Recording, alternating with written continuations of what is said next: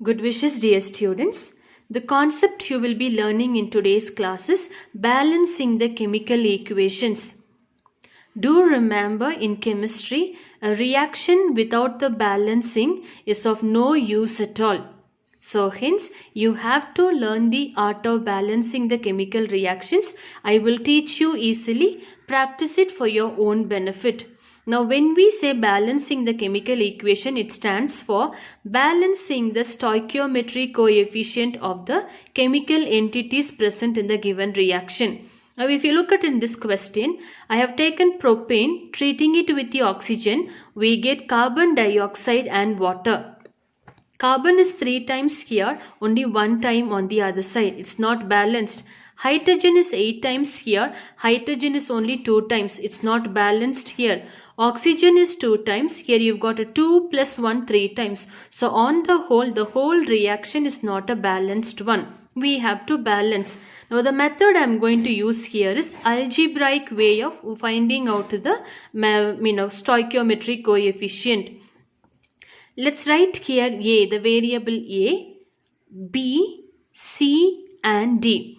Before each reactant, consider in place of the stoichiometry coefficient, you give in a variable here. I have taken the variable of A, B, C and D. The next step you have to do here is write in terms of carbon equation for it here. How many times carbon I've got here? 3 times. So the step will be 3A. Do I have anywhere else carbon on this side? No. Is equals to, instead of this arrow we have to write equal to. On the other side I've got carbon only 1 time. Here I've got a 3 times. So I'm writing 3 into A, 3A.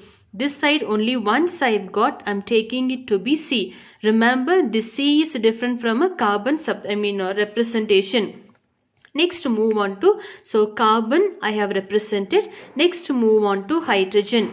Now hydrogen, how many times hydrogen we've got? 8 times. What's the stoichiometry coefficient we have imagined to be? A here. So write it as a 8A is equals to, nowhere else you've got a hydrogen, go on the other side. No hydrogen here, you've got a hydrogen. How many times you've got here?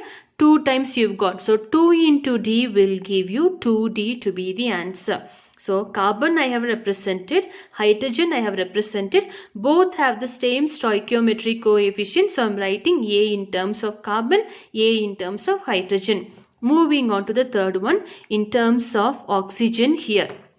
How many times oxygen we've got here? 2 times. So I'm writing 2B. What's the coefficient I have taken to be? B here. So 2B is equals to, look on the other side. How many times oxygen I've got here? 2 times. So 2 into C will give me 2C plus one more oxygen term I've got. So what's the variable relevant for it is D. Over. So I have represented 3 chemical entities. We've got carbon, hydrogen, oxygen. All those 3 I have represented here.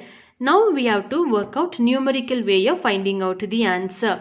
Consider, let A is equals to 1. If A is equals to 1, substitute this value into this question. So you get your C value here.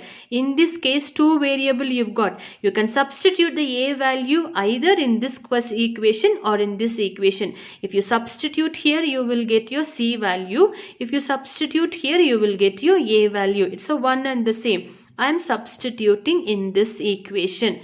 A is equals to 1. So when we do the substitution, 3 into 1 is equals to C. Hence I get, therefore C is equals to 3.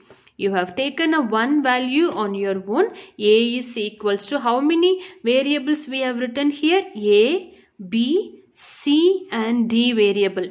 A value you have to calculate it to be 1 here. C value to be 3. Now remaining 2 more values you have to substitute. Now you have a C value. Now where can you find out here? Substituting A value here, you can find out the D value of D here. So I'm considering this equation. That is 8A is equals to 2D. What's the value of A is equals to 1 I've got here. Is equals to 2D. Therefore 8 is equals to 2D. Therefore D is equals to 8 by 2 gives you 4 as the answer. So the value of D is 4. So you've got the value of A, value of B and value of D. Now you can consider this equation. So here when you substitute, you will get your value of B, because C you have calculated, D you have calculated, you've got it here. You only do not know the B value. Consider this equation. So 2 into B is equals to 2 into what's the value of C you have calculated to be 3 here. 3. D value is 4. So 2B is equals to 3 2s are 6 plus 4.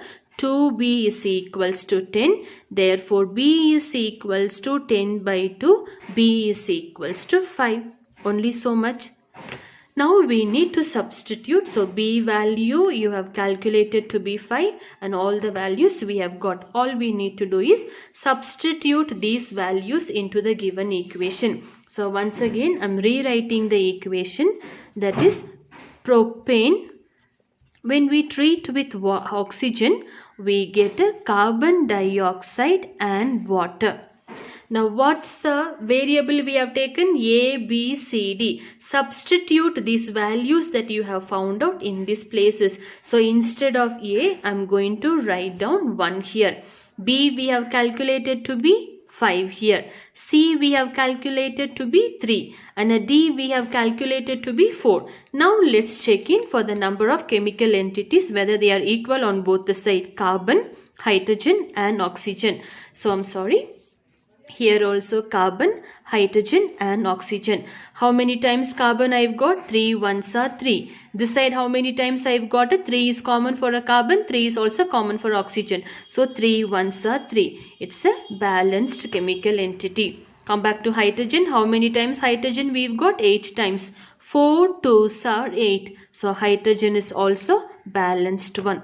The last one, 5 2s are 10. So this 3 is common for oxygen also. So 3 2s are 6. 4 is common for this oxygen. 6 plus 4 gives you 10. So oxygen is also balanced. So this is how we balance the given chemical reactions using algebraic method. Thank you.